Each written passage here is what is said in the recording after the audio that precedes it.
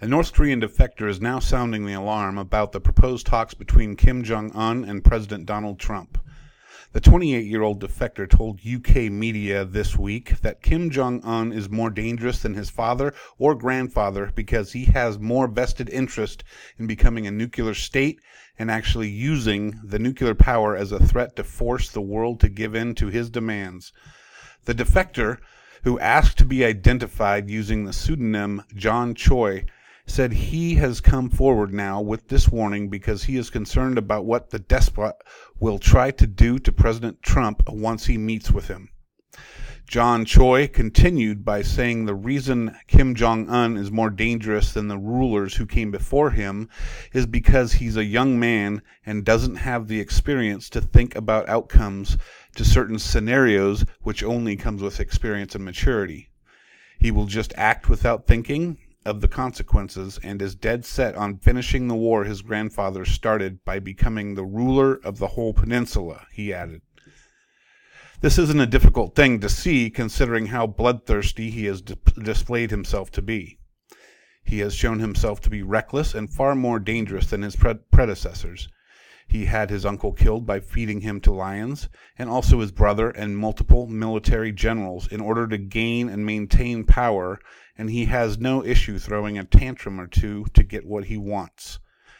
Choi made certain to also mention that each nuclear weapon North Korea possesses cost $800 million. $800 million would feed all North Korean citizens for 2 years, but instead they starve and suffer under severe civil rights abuses so Kim Jong-un can finish what his grandfather started.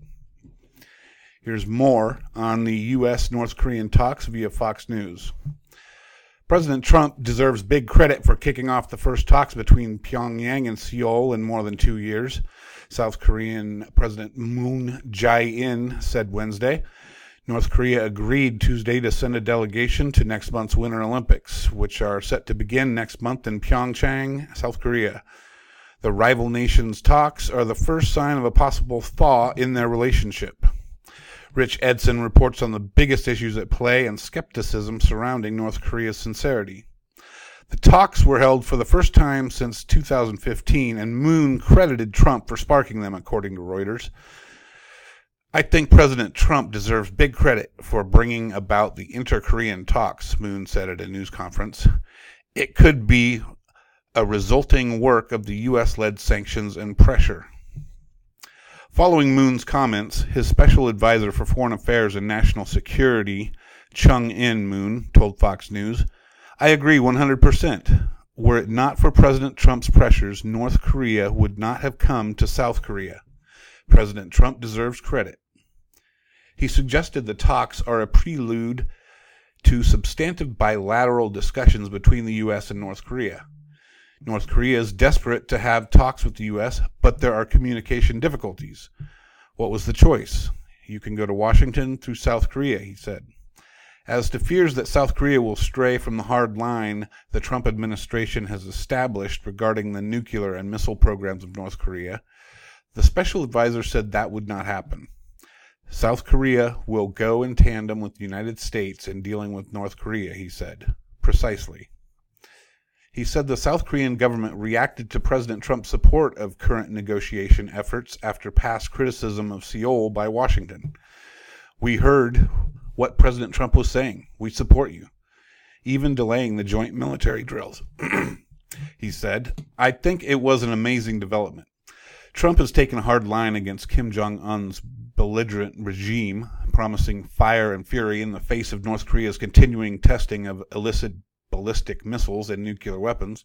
The two leaders have openly talked about using nukes, with both Trump and Kim Jong-un claiming they have buttons on their desks to launch nuclear-tipped missiles. The U.S. has expressed concerns that North Korea's willingness to talk with Seoul could drive a wedge in their own relationship with South Korea, but the South Korean president downplayed that notion, saying that the main goal was still a denuclearized peninsula. The denuclearization of the Korean peninsula and the two Koreas agreed upon jointly in the past is our basic stance that will never be given up, Moon said. North Korea said it would still not discuss its nuclear weapons program with South Korea because its arsenal was only aimed at the U.S.